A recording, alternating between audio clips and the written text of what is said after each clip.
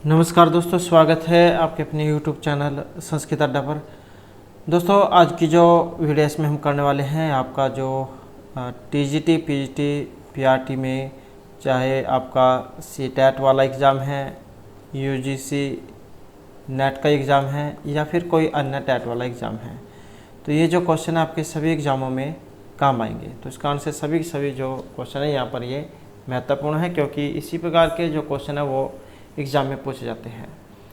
क्योंकि क्वेश्चन तो जब वही होते हैं, घूम फिर कर उन्हीं को जब दोबारा पूछ लिया जाता है। क्योंकि जो जैसा कि आपको पता ही है, संस्कृत के क्वेश्चन हैं जो एक बार पहले बन चुके हैं वही जो एग्ज़ाम में रिपीट करके दोबारा से पूछे जाते हैं। और अगर आप हमारे इनसे पहले वाली वीडियो को देखना चाहते हैं तो इसे आप हमारे चैनल की प्लेलिस्ट में जाकर देख सकते हैं। इसके अलावा अगर आपने अब तक हमारे चैनल को सब्सक्राइब नहीं किया तो सब्सक्राइब कर लीजिएगा, और आप हमारा जो टेलीग्राम ग्रुप है उसे भी ज्वाइन आप कर सकते हैं। इसका जो लिंक है वो आपको इस वीडियो के डिस्क्रिप्शन में मिल जाएगा। और यहाँ पर हमने आपके अलग अलग जो काव्य महाकाव्य नाटक जो है इनसे क्वेश्चन लिए हैं, और सभी की सभी जो है महत्वपूर्ण है। तो जैसा कि हमारे यहाँ पर सबसे पहले जो है ये जो कादम्बरी जो है इसमें से क्वेश्चन आ जाते हैं। जैसे कि आपको पता है महर्षि भानुभट उनके द्वारा रचित है एक कादम्बरी। तो यहाँ से एग्जाम में क्वेश्चन आता है, जैसे कादम्बरी है इसमें किन के 3 जन्मों की कथा का वर्णन है? तारापीड़, चंद्रपीड़, पुंडरीक या फिर कपिंजल की। वेरी इंपॉर्टेंट क्वेश्चन है। तो कादम्बरी में किन के 3 जन्मों की कथा का वर्णन है? इसकी नायिका कौन है, उपनायिका कौन है? इसके इस प्रकार से बहुत सारे क्वेश्चन यहाँ पर एग्जाम में आते हैं। तो इनमें तो जो हमारा यहाँ पर सी आंसर है ऑप्शन बी वाला रहेगा। तो ये तो है यहाँ पर चंद्रपीड़। इनकी जो डिटेल है वो भी देख लेते हैं। तो कादम्बरी महर्षि भानुभट जैन की अंतिम रचना मानी जाती है। 2 भागों में बटी हुई है, पूर्वार्ध और उत्तरार्ध में। क्योंकि पहला भाग जो था ये महर्षि जो भानुभट है इन्होंने स्वयं लिखा था, लेकिन फिर इनकी मृत्यु हो जाती है। उसके बाद इनके जो पुत्र हैं वो इसके दूसरे भाग को पूरा करते हैं। गद्य शैली में ये निरूपित है, जिसमें चंद्रपीड़ और वैशंपायन के 3 जन्मों का वर्णन है। चंद्रपीड़ और कादम्बरी कथा के नायक हैं। चंद्रपीड़ नायक हो गया और कादम्बरी इसकी नायिका हो गई, इसलिए चंद्रपीड़ को सही उत्तर मानना अधिक उचित यहाँ पर माना गया है। तो ये भी एग्जाम में क्वेश्चन आ जाता है। उसके बाद जो दूसरा क्वेश्चन है यहाँ पर चंद्रपीड़ के पिता का नाम। ये भी क्वेश्चन बहुत बार एग्जाम में आ चुका है। DTPSC का भी जो एग्ज़ाम था उसमें भी कई बार क्वेश्चन आ चुका है। अन्य जो एग्ज़ाम है उनमें भी क्वेश्चन बहुत बार आ चुका है। तो चंद्रपीड़ के पिता का नाम इनमें से क्या था? पुंडरीक, तारापीड़, कपिंजल या फिर शुकनास। तो चंद्रपीड़ के पिता का नाम, और इनके जो पिता हैं ये थे तारापीड़। तो चंद्रपीड़ के पिता का नाम तारापीड़, और ये तो यहाँ पर इनके चलो पिता का नाम है। माता का नाम भी एग्जाम में आ जाता है। तो महर्षि भानुभट के द्वारा जो रचित है कादम्बरी में चंद्रपीड़ के पिता का नाम है तारापीड़, और इनकी जो माता है इसका नाम है विलासवती। और कहाँ के राजा थे? उज्जैन के। तो ये 2-3 जो बातें हैं ये आपको पता होनी चाहिए, क्योंकि ये भी एग्जाम में आ जाती हैं। उसके बाद आ जाता है राज प्रकृति यहाँ पर कैसी होती है? विहवला, उज्ज्वला, सुलभा या निर्मला। ये सुधा शुद्ध जो उसमें भी क्वेश्चन आ जाता है। तो संधि प्रकरण जो है, तो उत प्लस जवला, ये जो इस प्रकार के जहाँ पर डबल जा जो होता है या कोई भी डबल अक्षर होता है तो उसमें पहले वाला आधा हो जाता है। तो यहाँ पर राज प्रकृति कैसी मानी गई है? और इसमें देखें तो जो ऑप्शन ए यहाँ पर आएगा, विहवला जो इसको माना गया है। तो इसकी जो डिटेल है उसको देख लेते हैं। कादम्बरी के शुकनास उपदेश में राज प्रकृति को विहवला के रूप में वर्णित किया गया है। और राज प्रकृति के बारे में कादम्बरी के शुकनास उपदेश में कहा गया है कि राज्य सुख रूपी निद्रा रात्रि के चले जाने पर भी कभी नहीं टूटती है। तो राज्य सुख रूपी निद्रा रात्रि के चले जाने पर भी कभी नहीं टूटती है। तो राज प्रकृति यहाँ पर विहवला मानी गई है। उसके बाद नेक्स्ट क्वेश्चन आ जाता है रुचिर स्वर वर्ण पदा रस भावती जगत मनहरती कथन जाए किस कवि की रचना के लिए कहा गया है? तो रुचिर स्वर वर्ण पदा रस भावती जगत मनहरती। कालिदास, बाणभट्ट, दंडी या श्रीहर्ष। और इसका जो संबंध है ऑप्शन रहेगा सी से। तो बाणभट्ट की रचना है कादम्बरी, जो उसमें से ये ली गई है।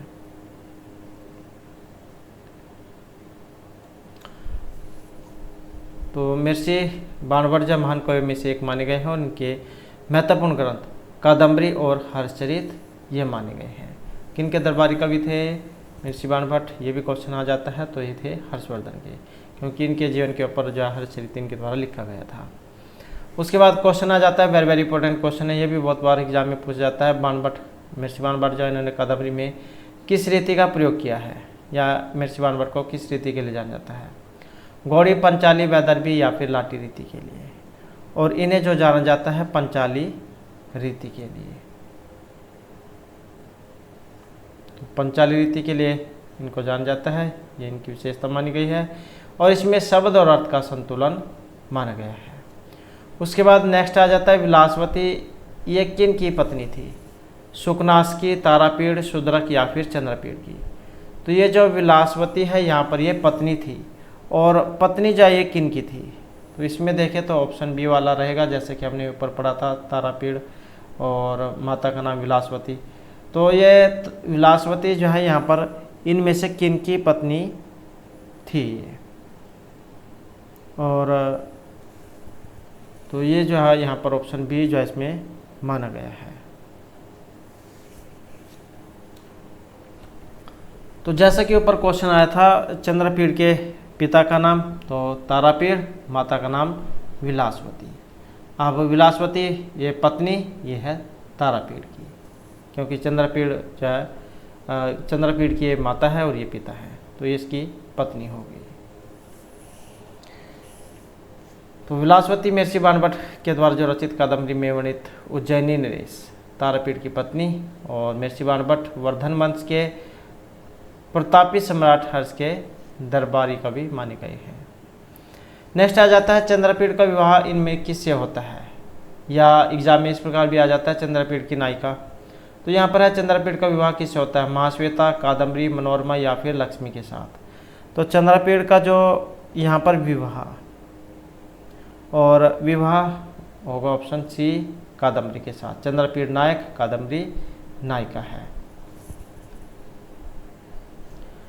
तो इसमें चंद्रपीड़ का विवाह किससे होगा? कादम्बरी से। चंद्रपीड़ के राज्याभिषेक के समय मंत्री सुकनाथ से अत्यंत सारगर्भित उपदेश दिया था। तो यह भी क्वेश्चन एग्जाम में पूछा जाता है कि चंद्रपीड़ का राज्याभिषेक के समय जो उपदेश जो दिया गया था वो किन के द्वारा दिया गया था? तो राज्याभिषेक के समय जो मंत्री हैं सुकनाथ, इन्होंने उपदेश दिया था लक्ष्मी के बारे में, राज्य लक्ष्मी जो होती है। नेक्स्ट है कादम्बरी वर्णित सुख पूर्व जन्म में से कौन थे? शूद्रक, तारापीड़, वैशंपायन या फिर चंद्रपीड़। तो कादम्बरी में वर्णित जो सुख आया है, तोता जो आया, जो घटना के बारे में बता रहा है, तो वो इन पूर्व जन्म में से कौन था? और इनमें है ऑप्शन बी वाला। तो कौन थे ये? इससे पहले जन्म में वैशंपायन थे। और इस ग्रंथ में 3 जन्म जो उनका वर्णन है। प्रथम जन्म में पुंडरीक, दूसरे में वैशंपायन और तीसरे जन्म में ये सुख थे। तो ये इस प्रकार के क्वेश्चन एग्जाम में आ जाते हैं। कई बार अगर एग्जाम को कठिन बनाना हो, प्रथम जन्म में कौन थे, दूसरे में कौन थे, तृतीय में कौन थे? तो प्रथम में पुंडरीक, दूसरे में वैशंपायन, तीसरे में सुख, ये माने गए हैं। उसके बाद जो हमारे यहाँ पर शिवराज विजय जो इससे संबंधित महत्वपूर्ण क्वेश्चन आ जाते हैं, पंडित अंबिका दत्त व्यास जो उनके द्वारा रचित ये मानी गई है। शिवराज विजय जिसके कथानक के प्रारंभ का काल क्या माना गया है? शिवराज के कथानक के प्रारंभ का काल रात्रि, प्रातः, सायं या फिर मध्याह्न। और इनका जो माना गया है ऑप्शन रहेगा बी वाला। तो क्या है ये? प्रातः है। तो सूर्योदय से जय शिवराज विजय इसके कथा जो है इसका प्रारंभ माना गया है। तो पंडित अंबिका दत्त व्यास उनके द्वारा रचित है और उसका प्रारंभ प्रातःकाल से माना जाता है, सूर्योदय से। और कथानक के प्रारंभ में वर्णित है कि अरुण ऐसा प्रकाश है, पूर्वश्याम भगवता है, मरीचि मालिना है।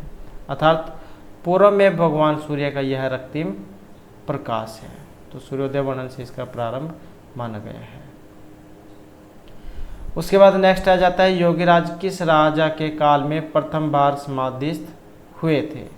युधिष्ठिर, विक्रमादित्य, हर्षवर्धन या फिर चंद्रगुप्त के समय में। और इनमें जो ये माने गए हैं ऑप्शन रहेगा ए वाला। तो योगीराज किस राजा के काल में प्रथम बार समाधिस्थ हुए थे? तो ये थे युधिष्ठिर के समय में। तो इसके बारे में भी देख लेते हैं। योगीराज महाराज युधिष्ठिर के काल में प्रथम बार समाधिस्थ हुए और शिवराज विजय से लिया गया है, जो अंबिकादत्त व्यास की रचना है, और इनका जो समय है वो 1858 से 1900 ईस्वी माना गया है। अगर आप इनका संपूर्ण जो जीवन परिचय उसको देखना चाहते हैं तो वो वाली वीडियो आपको हमारे चैनल की प्लेलिस्ट में मिल जाएगी। तो वहाँ पर आप इनके जीवन परिचय, इनके द्वारा शिवराज विजय जो लिखा गया है, तो उनके बारे में आप पढ़ सकते हैं। नेक्स्ट आ जाता है योगीराज पुनः कब समाधिस्थ हुए थे? युधिष्ठिर, भोजराज, विक्रमादित्य या पृथ्वीराज के समय में। तो योगीराज पुनः कब समाधिस्थ हुए थे? तो यहाँ पर इससे पहले हमें क्वेश्चन में जो पढ़ा था कि योगीराज किस राजा के काल में प्रथम बार समाधिस्थ हुए थे, और उसके बाद है योगीराज पुनः कब समाधिस्थ हुए? युधिष्ठिर के समय, भोजराज, विक्रमादित्य या पृथ्वीराज के समय में। और इनमें जो माना गया है ऑप्शन बी वाला। तो दोनों ही क्वेश्चन यहाँ पर अलग अलग हैं। पहला जो क्वेश्चन था योगीराज किस राजा के काल में प्रथम बार समाधिस्थ हुए, तो इसमें तो है युधिष्ठिर। और योगीराज पुनः दोबारा से कब समाधिस्थ हुए, तो ये हुए थे विक्रमादित्य के समय में। तो यहाँ पर योगीराज प्रथम बार युधिष्ठिर के समय समाधि लगाकर और दोबारा विक्रमादित्य के समय में उठे थे, और पुनः विक्रमादित्य के समय में समाधि लगाकर दुराचरणपूर्ण समय में जागे हैं। तो इस प्रकार का वर्णन शिवराज विजय में आया है। तो सबसे पहले युधिष्ठिर और उसके बाद में विक्रमादित्य। नेक्स्ट क्वेश्चन है हमारे यहाँ पर जो किरातार्जुनीयम है, इससे आ जाते हैं। तो इसमें प्रथम जो क्वेश्चन है, और किरातार्जुनीयम किनके द्वारा रचित है? महर्षि भारद्वाज के द्वारा। तो यहाँ पर इसमें वनेचर किस वन में युधिष्ठिर के पास आए थे? ये जैतवन, द्वैतवन, विंध्याटवी या दंडकारण्य में। तो वनेचर किस वन में युधिष्ठिर के पास आए थे, और ये था द्वैतवन, ऑप्शन बी वाला। तो इसके बारे में भी देख लेते हैं। तो महर्षि भारद्वाज के द्वारा रचित है किरातार्जुनीयम। तो इसका जो प्रथम सर्ग का जो प्रथम श्लोक है, युधिष्ठिरम द्वैतवने वनेचर है, अर्थात ब्रह्मचारी का वेश धारण करने वाला वनेचर सारा वृत्तांत जानकर द्वैतवन में युधिष्ठिर के पास आया था। तो यह एग्जाम में इस प्रकार भी क्वेश्चन बन जाता है, वनेचर वन में किसके पास आया था, या किस वन में किसके पास आया था?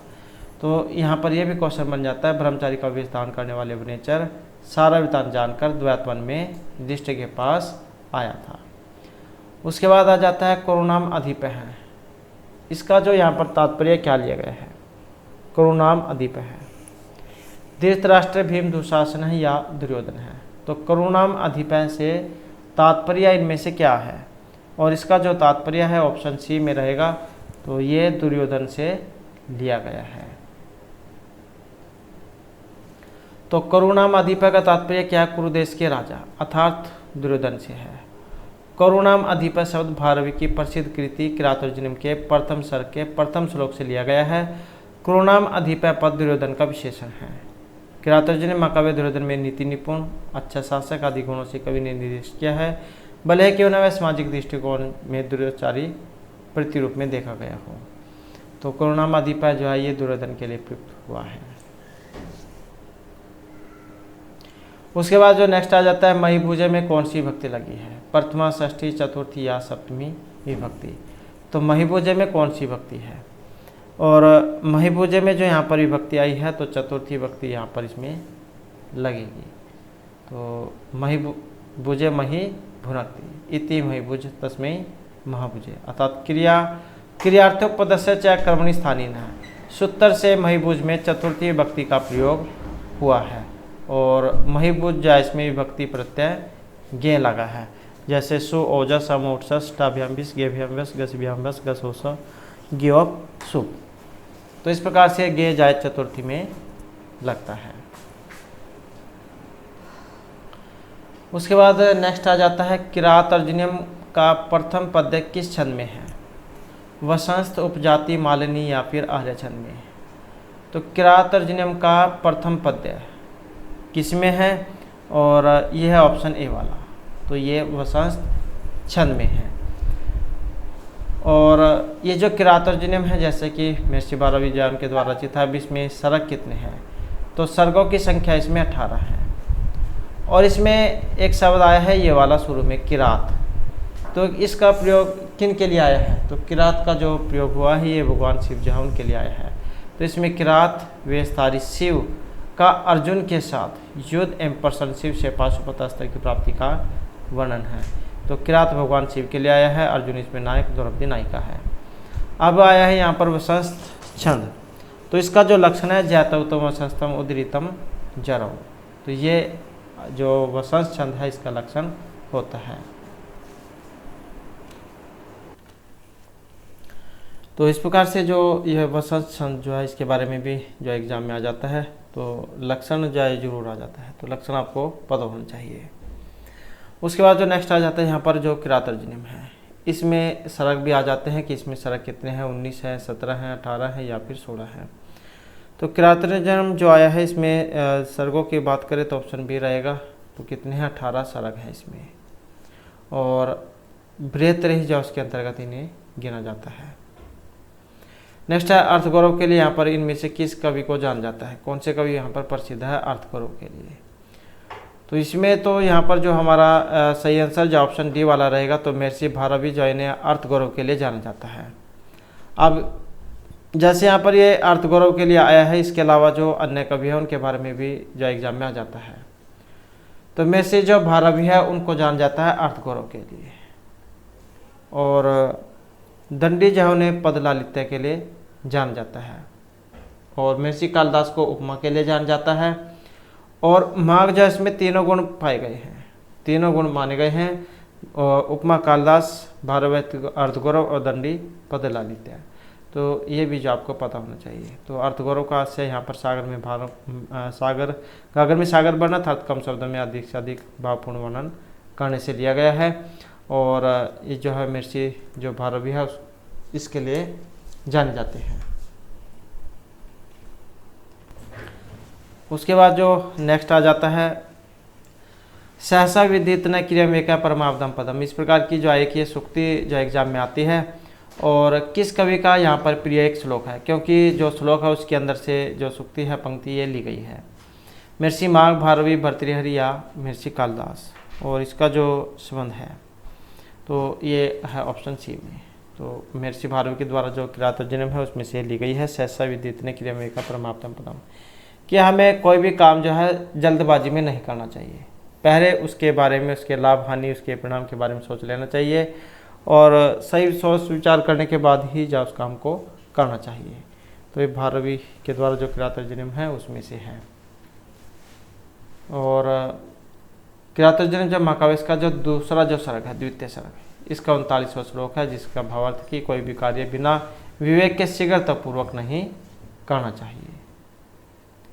नेक्स्ट है किरात अर्जुनम में जो किरात शब्द है ये किसका बोधक है, कालभील, शंकर, किरीटधारी या फिर कार्तिकेय के लिए। तो किरात अर्जुनम में जो किरात शब्द है किसका बोधक है, और यहाँ पर देखें तो जो ऑप्शन सी है,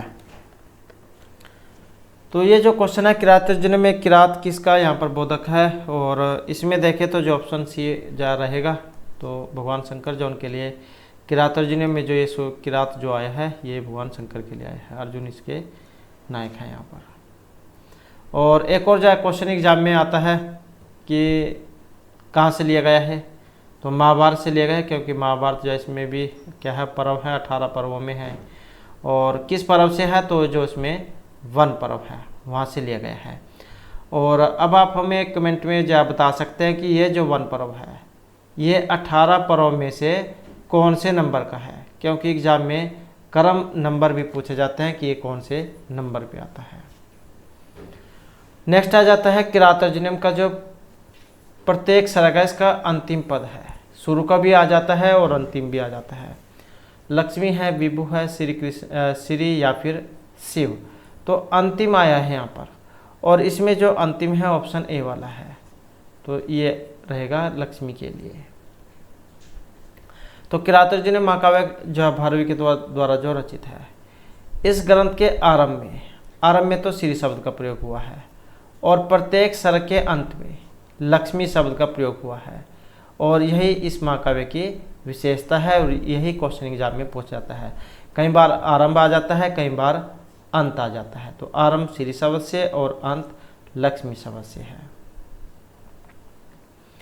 उसके बाद नेक्स्ट आ जाता है नारिकेल फल सम्मितम वचः है। नारियल का जो फल होता है, आपने नारियल का फल देखा होगा, तो वो कैसा होता है, बाहर से बहुत ज़्यादा कठोर होता है लेकिन उतने ही अंदर से नरम होता है। तो इसी प्रकार के जो वचन हैं यहाँ पर वो किस कवि के बारे में कहे गए हैं?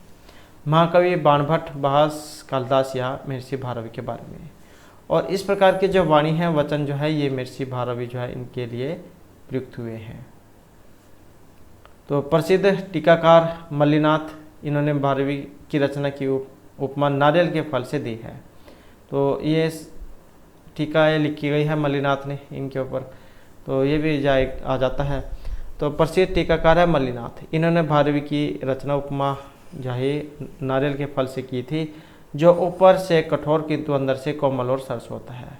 और यही नहीं, भारवी ने अपने अर्थगौरव के लिए भी जाने जाते हैं, और भारवे अर्थगौरव। उसके बाद है किरातार्जुनीय में कितने सर्ग हैं? 20, 19, 18 या 21। तो जैसे कि हमने ऊपर भी क्वेश्चन जारी किया था, तो इसमें जो ऑप्शन बी वाला हो जाएगा। तो कितने आते हैं इसमें? 18। तो ऑप्शन हो जाएगा बी वाला। उसके बाद आ जाता है क्वेश्चन हमारा वर्णलिंगी जो है, इसका अर्थ क्या लिया गया है? वर्ण एवलिंग से वर्ण एवलिंग वाला, शिव या ब्रह्मचारी वेश वाला। तो वर्णलिंगी जो है यहाँ पर, इसका अर्थ क्या है, इस शब्द का क्या अर्थ आया है यहाँ पर?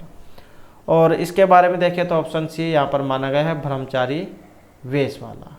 तो इस शब्द को लेके किरातार्जुनीय का जो प्रथम सर्ग है इसमें आया है, प्रथम श्लोक में। उसके बाद नेक्स्ट आ जाता है यक्ष का प्रवास किस पर्वत पर था? तो यक्ष से आप एकदम से समझ गए होंगे, क्योंकि जो मेघदूत है इसमें से यह लिया गया है। अब यक्ष का प्रवास किस पर्वत पर था? देवगिरी, नीलगिरी, उदयगिरी या रामगिरी पर्वत पर। मेघदूत मेघदूत के रूप में महर्षि कालिदास के द्वारा जो रचित है, और इसमें जो पर्वत था, क्योंकि जब इनको कुबेर जो है उनके द्वारा श्राप दे दिया जाता है, तो उसके बाद जो है पर्वत पर रहने लग जाते हैं, और वही पर्वत आपको बताना है, और ये है ऑप्शन सी वाला, रामगिरी पर्वत। तो यक्ष जो है ये कुबेर के द्वारा स्थापित होकर 1 साल की अवधि के लिए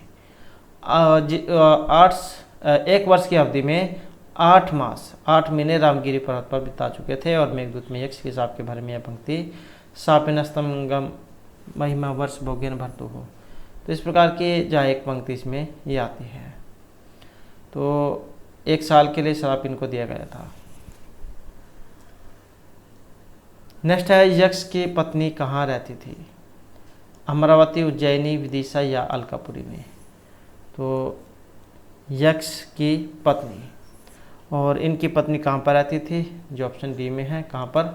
अलकापुरी में। तो अलकापुरी चाहिए यक्षों की नगरी मानी गई है, जो यक्षों के स्वामी कुबेर की राजधानी थी। और ऐसे मान्यता है कि अलका कैलाश पर्वत पर स्थित है, और अलका नामक नगरी स्वर्ग का भी अतिक्रमण करती थी। उसके बाद है यक्ष का स्वामी कौन था? कुबेर, इंद्र, यम या वरुण। जैसा कि अभी हमने जब क्वेश्चन में भी पढ़ा है, तो कौन थे? ऑप्शन ए वाले, तो ये थे कुबेर, धन के स्वामी कुबेर। और वह अपनी कर्तव्यपरायणता से च्युत होने के कारण अपने स्वामी के द्वारा 1 साल की अवधि तक के लिए स्थापित हुआ था, क्योंकि जो काम इनको दिया गया था वो काम ये अपनी पूर्णता से नहीं कर रहे थे।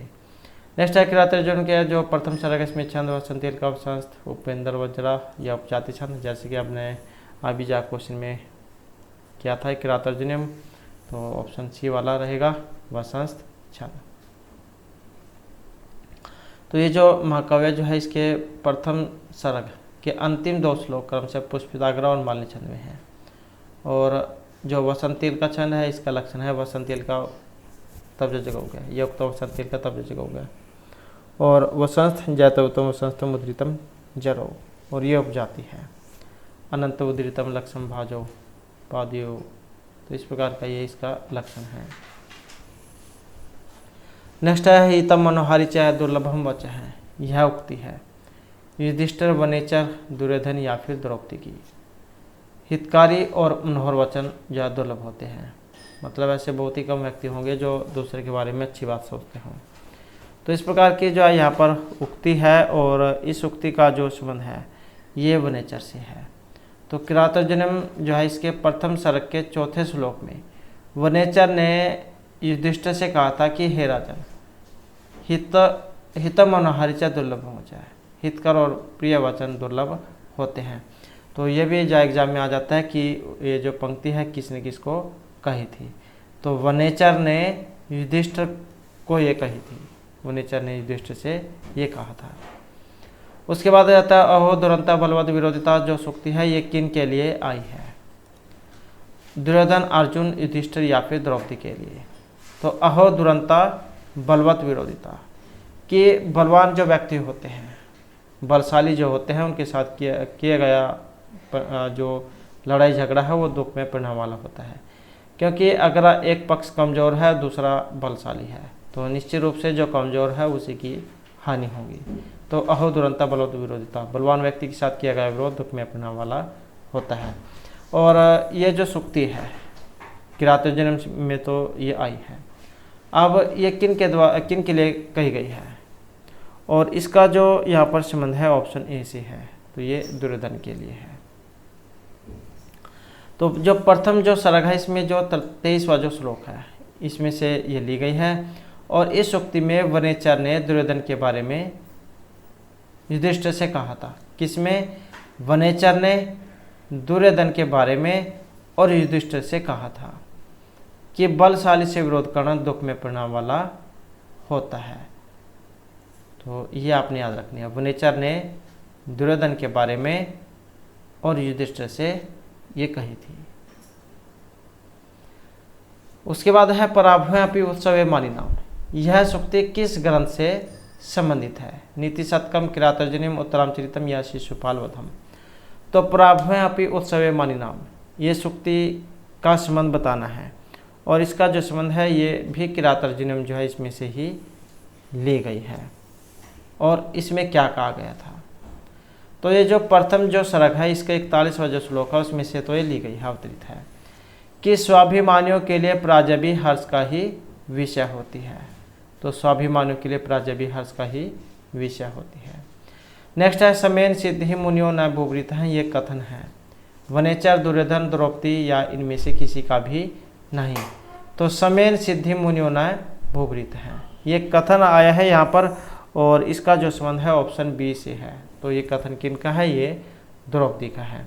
अब कौन से सर्ग में से है? जो प्रथम सर्ग है उसमें से है, 42वें श्लोक में से ली गई है, और इसमें द्रौपदी ने युधिष्ठिर से कहा था। तो किसने किसको कहा था?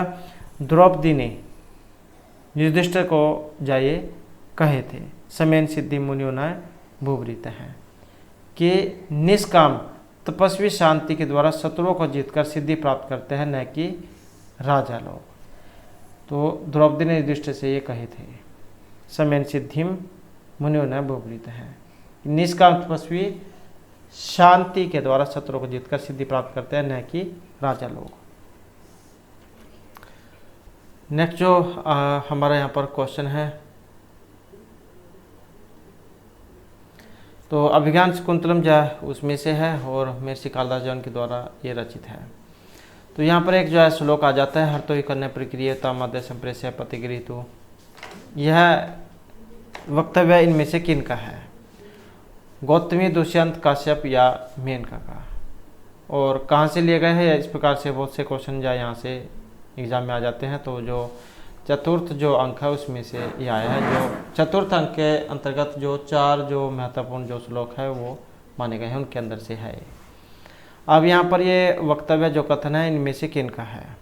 और ये जो कथन है ऑप्शन बी वाला रहेगा। तो महर्षि जो काश्यप है उनका ये कथन है। काश्यप आ जाए या फिर महर्षि कण्व आ जाए, बात एक ही है, क्योंकि ये इन्हीं का ही नाम है। तो इसके बारे में देख लेते हैं। तो अभिज्ञान शकुंतलम का जो चतुर्थांक है उसमें से तो लिया गया है। शकुंतला की विदाई के समय महर्षि कर्णव का ये कथन है कि कन्या जो होती है वो निश्चय ही पराई संपत्ति होती है और आज उसको पति के पास भेज के मेरी अंतरात्मा उसी प्रकार से प्रसन्न हो रही है जैसे किसी धरोहर को लौटाने के बाद धरोहर रखने वाला जो है वो खुश हो जाता है, मतलब उसके ऊपर जो भी बोझ भार होता है वो कम हो जाता है उसके वास्तविक जो मालिक है उसको सौंप कर। तो इस प्रकार से जो है यहाँ पर ये काश्यप जो है इनका कथन है और शकुंतला जो उनके लिए ये उक्ति प्रयुक्त हुई है। नेक्स्ट है अभिज्ञान शकुंतलम में जो कर्णव ऋषि है को किस अन्य नाम से भी वर्णित किया गया है, भरद्वाज, गौतम, वशिष्ठ या फिर काश्यप। जैसे कि अभी हमने क्वेश्चन में बात की थी तो ऑप्शन जो है यहाँ पर डी वाला इसमें हो जाएगा। तो महर्षि काश्यप और कर्णव ये एक ही बात है, एक ही नाम है।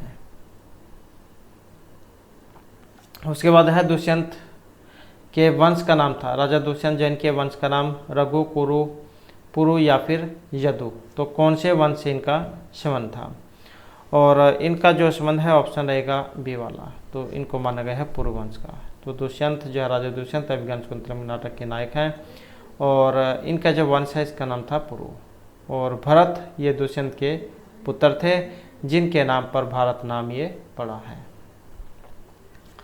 उसके बाद है अभिज्ञान शकुंतलम में जो रीति आई है ये कौन सी है, अभिज्ञान शकुंतलम में किस रीति का प्रयोग हुआ है, वैदर्भी, गौड़ी, पांचाली या फिर लाटी रीति का। तो अभिज्ञान शकुंतलम में किस रीति का प्रयोग हुआ है और इसमें देखें तो जो है ऑप्शन ए रहेगा। तो अभिज्ञान शकुंतलम में किस रीति का प्रयोग हुआ है, वैदर्भी रीति का। उसके बाद नेक्स्ट आ जाता है का अन्य हुतवादक धूम प्रभावती। ये भी एक पंक्ति है जो मतलब श्लोक है उसके अंदर से ली गई है। तो कथन है प्रियवदा, गौतमी, अनसुया या फिर महर्षि कर्णव का। तो ये जो कथन है किन का है और ये कथन है ऑप्शन बी अनसुया का। तो अर्थात अग्नि के अतिरिक्त और कौन जला सकता है, यह कथन कालिदास के द्वारा अभिज्ञान शकुंतलम नाटक का जो चतुर्थांक है इसमें अनसुया का है, का अन्य हुतवादक धूम प्रभावती। उसके बाद है अति स्नेह पाप संकी। यह सूक्ति किस ग्रंथ से ली गई है या क्या इसमें कहा गया था, मेघदूतम, अभिज्ञान शकुंतलम, कुमार संभव या मालविकाग्निमित्रम। तो यह सूक्ति किस ग्रंथ से ली गई है और ये जो ली गई है अभिज्ञान शकुंतलम से। अति स्नेह पाप संकी, अगर आपसे कोई ज़्यादा ही मेल मिलाप कर रहा है या ज़्यादा ही जैसे आपकी हेल्प कर रहा है, सहायता कर रहा है, तो इसका मतलब है कि वो कुछ ना कुछ इरादे में है, वो आपसे कुछ ना कुछ चाहता है। क्योंकि फ्री में जो आज के समय में कोई काम नहीं करता है एक दूसरे का, तो उसका उद्देश्य है इसके पीछे कुछ ना कुछ। तो यही जा यहाँ पर इसके बारे में कहा गया है अति स्नेह पाप संकी। तो इसके बारे में जा देख लेते हैं। अत्यधिक स्नेह प्रेम पाप की आशंका उत्पन्न करता है और यही अभिज्ञान शकुंतलम के चौथे अंक से ली गई है। कथन अनसुया और प्रियवदा का है और ये दोनों शकुंतला की प्रिय सखियां हैं। नेक्स्ट है अभिज्ञान शकुंतलम के चतुर्थ अंक में विष्कंभक अंक के अंत में है, मध्य में है, अंक के प्रारंभ में है या नहीं है। तो अभिज्ञान शकुंतलम के चतुर्थ अंक में विष्कंभक और इसमें है ऑप्शन बी वाला। तो चतुर्थ अंक के प्रारंभ में और तीसरे के लास्ट में इसको माना गया है। तो चौथे के शुरू और तीसरे के लास्ट में, तो यहाँ पर चतुर्थ था तो इस कारण से प्रारंभ इसका आ जाएगा। और विष्कंभक क्या होता है, जो घटनाएं हो चुकी होती है या आगे होने वाली है, तो जो इसके बारे में बताता है, सूचना देता है, तो उसी को विष्कंभक कहा गया है। तो विष्कंभक से भूत और भावी घटनाओं की सूचना मध्यम पात्र के द्वारा दी जाती है, यह अंक के आदि में रखा जाता है। अभिज्ञान शकुंतलम का जो चतुर्थ अंक है इसके प्रारंभ में विष्कंभक का प्रयोग हुआ है। उसके बाद है शकुंतला के साथ दुष्यंत के राज दरबार तक कौन गई थी। तो जब शकुंतला की विदाई होती है तब राजा दुष्यंत जो उनके घर तक छोड़ने के लिए कौन गई थी इसमें से, प्रियवदा, अनसुया, गौतमी या मालविका। तो इसमें जो आया है ऑप्शन जो बी वाला है, तो ये गई थी गौतमी। और इसके अतिरिक्त और कौन कौन थे उनके साथ, गौतमी जो इसके अतिरिक्त शकुंतला के साथ सारंगराव और शार्दूल ये भी राज दरबार तक गए थे। उसके बाद इनमें से कौन सा एक असत्य है? अभिज्ञान शकुंतल नाटक में 7 अंक है। शकुंतला की कथा महाभारत के आदि पर्व से ली गई है। कालिदास वैदर्भी शैली के कवि है या मालविका अग्निमित्र नाटक में 7 अंक है। तो ये भी क्वेश्चन इस प्रकार के जरूर एग्जाम में आ जाते हैं, तो जिसमें एक आपने गलत जवाब बताना है। और इसमें देखिए तो जो ऑप्शन डी वाला माना गया है कि इसमें 7 अंक हैं। इसमें 7 नहीं, इसमें 5 माने गए हैं। तो यहाँ से जाया, इसके अलावा आपके जो 4 अन्य क्वेश्चन वो हो जाते हैं। जैसे अभिज्ञान शकुंतला में 7 अंक है, महाभारत के आदि पर्व से ली गई है, वैदर्भी शैली के कवि हैं महर्षि कालिदास, और मालविका अग्निमित्रम जो इसमें 5 अंक हैं। और एक और क्वेश्चन ये भी एग्जाम में आ जाता है कि ये जो मालविका अग्निमित्रम है इसमें किसके प्रेम विवाह के बारे में बताया गया है? तो मालविका अग्निमित्रम, मालविका और अग्निमित्र के जो प्रेम कथा वो इसमें दिखाई गई है। उसके बाद आ जाता है गौतमी, ये कौन थी? शकुंतला की सखी, वृद्धा तापसी, कण्व की पत्नी या आश्रम की परिचारिका? तो शकुंतला ये कौन थी? गौतमी। और गौतमी जो ये ऑप्शन बी वाला है, तो वृद्ध तापसी। अभिज्ञान शकुंतला में जो गौतमी है ये स्त्री पात्र जो लेख हुआ है ये एक वृद्ध तापसी जो कण्व के आश्रम की अध्यक्षता थी। उसके बाद है शकुंतला का दुष्यंत के साथ विवाह कौन सी विधि से हुआ था? ब्रह्मा, प्रजापति, गांधर्व या दैव विवाह? तो दुष्यंत और शकुंतला जो आज के समय में लव मैरिज जिसे कह देते हैं, तो इस प्रकार से इन्होंने उस समय जो है गंधर्व जो विवाह है वो किया था। और जो प्राचीन भारत है इसमें 8 प्रकार के जो विवाह माने गए हैं, जिसमें 4 को समाज में मान्यता प्राप्त थी और 4 को नहीं प्राप्त थी। नेक्स्ट है वामा कुलस्याध्याय में वामा का अर्थ क्या है और कौन से अंक से ली गई है? चतुर्थ अंक से। किन के बारे में थी ये? शकुंतला के बारे में, जब महर्षि कण्व शकुंतला की विदाई के अवसर पर उन्हें जवाब दे देते हैं या अच्छी बातें जो है सीख की बातें हम बताते हैं। तो वामा कुलस्याध्याय में वामा का अर्थ क्या है? बाईं ओर स्थित, प्रतिकूल, सुंदर या कोई महिला। और इसका जो इनमें अर्थ है, वामा कुलस्याध्याय का अर्थ मतलब प्रतिकूल चलने वालों से स्त्री जो होती हैं उनसे लिया गया है। और जो चतुर्थ अंक है इसमें से है, और 18वां जो श्लोक है वामा कुलस्याध्याय है, इस शब्द का प्रयोग हुआ है। अर्थात वामा का अर्थ ये प्रतिकूल आचरण करने वाली स्त्रियाँ। जब शकुंतला की विदाई होती है तो उस समय जो उन्हें जो ये अच्छी बातें जब बताई जाती है महर्षि कण्व के द्वारा। नेक्स्ट है भूयिष्ठम भव दक्षिणा परिजन में परिजन जो है इसका अर्थ क्या लिया गया है? परिवार के लोगों से, सेवकजन से, आसपास के लोग से या प्रजा से। भूयिष्ठम भव दक्षिणा परिजन, तो परिजन जो है यहाँ पर इसका अर्थ, और इसका जो अर्थ है ये वहाँ के जो नौकर चाकर हैं, सेवक जन, उनसे लिया गया है। जैसे कि महर्षि कण्व जो शकुंतला से कहते हैं कि जब तुम जो अपने पति के घर पर जाओगे तो वहाँ पर जो काम करने वाले हैं नौकर चाकर जा, तुम उनके साथ जो अच्छे से पेश आना और लड़ाई झगड़ा मत करना किसी के भी साथ। तो इस प्रकार के जो महर्षि कण्व जो उनको बताते हैं। और ये परिजन जो है यहाँ पर सेवक जन से, वहाँ के जो काम करने वाले हैं उनसे लिया गया है।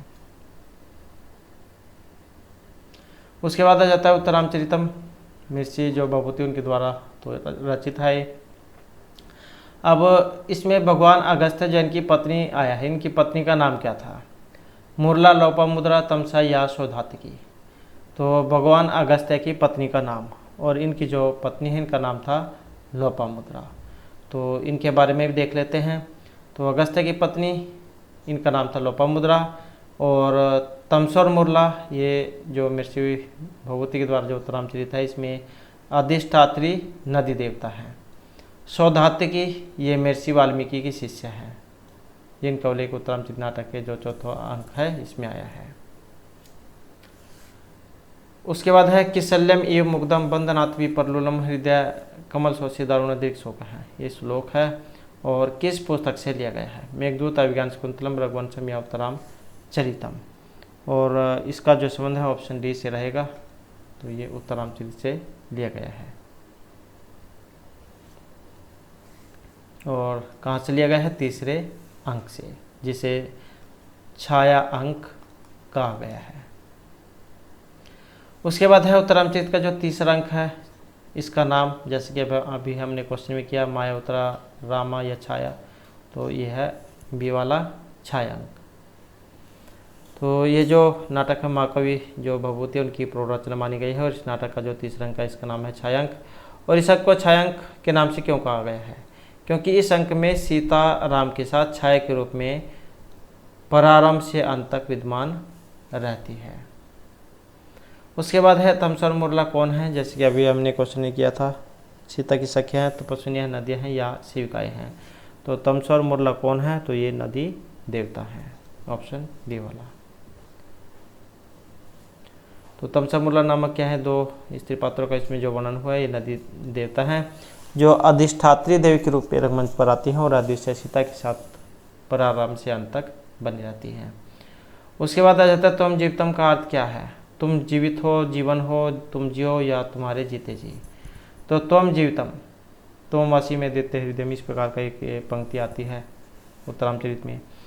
तो इसका जो संबंध है ये किससे है? ऑप्शन सी से, कि तुम जीवन हो। और तीसरे अंक में आई है। कथन किन का है? बसंती का है। और इस उक्ति में राम के द्वारा सीता से पूर्व कही गई बातें बताई गई हैं। तापसी बसंती उन्हीं को कह रही है कि बसंती वस्तुतः वन देवता है, कि तुम ही मेरा जीवन हो। नेक्स्ट है किस नाट्यकृति में गर्भांक है? मालती माधव, उत्तरामचरितम, महावीर चरितम या स्वप्नवास दत्तम में। तो गर्भांक है और किस में है? तो ये जो ऑप्शन सी वाला है। तो उत्तरामचरित जो इसमें आया है गर्भांक, और करुण रस इसमें आया है। नेक्स्ट उत्तरामचरित में किससे कुश एवं लव के जन्म का रहस्य उद्घाटन होता है? विस्कंबक, प्रवेशक, आकाशवाचित या चूलिका के द्वारा। तो उत्तरामचरितम में किससे कुश एवं लव के जन्म का रहस्य उद्घाटन होता है? और ये होता है विस्कंबक के द्वारा, क्योंकि विस्कंबक जो है वो जो घटनाएं पीछे हो चुकी है या आगे होने वाली है उसके बारे में बताता है। और तीसरा अंक जो इसमें जो लव और कुश की जो 12वीं वर्षगांठ मनाए जाने का उल्लेख हुआ है, तो उसमें जो इसके बारे में पता लगता है। उसके बाद आ जाता है उत्तरामचरितम का जो तीसरा अंक है तृतीय अंक। इसमें श्लोकों की संख्या 46, 48, 42 या 38।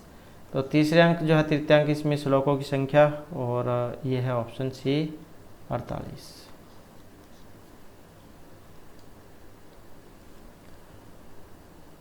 और इसमें महर्षि भगवती ने करुण रस का प्रतिपादन किया है। उत्तरामचरित में एक सूक्ति जो आई है, एक और रसा करुण एवं निमित्त वेदात, अर्थात एक करुण रस ही जो कांड भेद से भिन्न होकर पृथक पृथक परिणाम को प्राप्त हुआ प्रतीत होता है। तो ये तीसरा अंक जो है उसमें है, श्लोकों की संख्या 48 मानी गई है। नेक्स्ट है एक और रसा करुण एवं निमित्त वेदात का संबंध, जैसे कि अभी हमने क्वेश्चन में जो इसके बारे में पढ़ा, तो ऑप्शन सी जो इसमें रहेगा उत्तरामचरितम।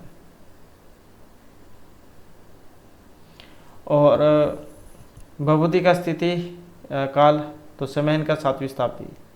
और नाट्यकृत्य की बात करें तो ये 3 है, महावीर चरितम, मालती माधवम और उत्तरामचरितम। नेक्स्ट है विदूषक रहित रचना कौन सी है? उत्तरामचरितम, शिशुपाल वधम, मुद्राराक्षसम या नैषधीय चरितम। तो विदूषक रहित रचना जिसमें जो विदूषक का इनमें अभाव है, तो इसमें देखें तो जो यहाँ पर ऑप्शन जो है उत्तरामचरितम, और इसके अलावा जो मुद्राराक्षस है, तो इनमें दोनों में ही अभाव है। और जो शिशुपाल वधम है, तो यहाँ पर जो क्वेश्चन इस प्रकार भी हो सकता है, शायद इसमें कुछ मिसप्रिंट है, ये सहित हो सकता है। यहाँ पर विदूषक सहित रचना मतलब जिसमें विदूषक है, क्योंकि ये जो नैषधीय चरित है सिर्फ इसी में है। अगर रहित है तो ये फिर तीनों हो जाए यहाँ पर इसके हो जाएंगे उत्तरामचरित, मुद्राराक्षस, क्योंकि तीनों में ही जा नहीं है। और क्योंकि ये जो अभिज्ञान शाकुंतलम तो है, इसमें तो विदूषक जो इसका नाम माधव्य बताया गया है। नेक्स्ट एक और असकरुण निमित्त भेदादि युक्ति अभिज्ञान शाकुंतलम स्वप्नवादत्तम उत्तरामचरितम या मृच्छकटिकम से, तो इसका जो संबंध है ऑप्शन सी से है। किससे है? तो ये उत्तरामचरितम से। और इस युक्ति में उपमा अलंकार और वसंत जो तिल का छंद है उसका प्रयोग हुआ है। नेक्स्ट है मेघदूतम।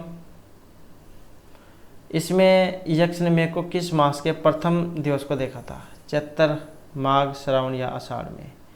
और इसमें जो देखा था जो ऑप्शन डी वाला है, आषाढ़ मास में। तो यक्ष ने मेघ को आषाढ़ महीने के प्रथम दिन देखा था, जिसका वर्णन मेघदूत के पूर्व भाग में हुआ है। आषाढ़ मासस्य प्रथम दिवसे मेघाश्लिष्टानुम व परक्रीड़ा परिणत गज प्रेक्षणीयम ददर्श। तो इस प्रकार से जो है यह ऑप्शन डी जो है यहाँ पर इसका हो जाएगा आषाढ़ मास से। तो इस प्रकार से जो हमारी आज की क्लास और महत्वपूर्ण क्वेश्चन थे, और नेक्स्ट वीडियो होगी इसमें हम आपके लिए नए जो महत्वपूर्ण क्वेश्चन लेकर आएंगे। और हमारे साथ अंत बनने के लिए धन्यवाद।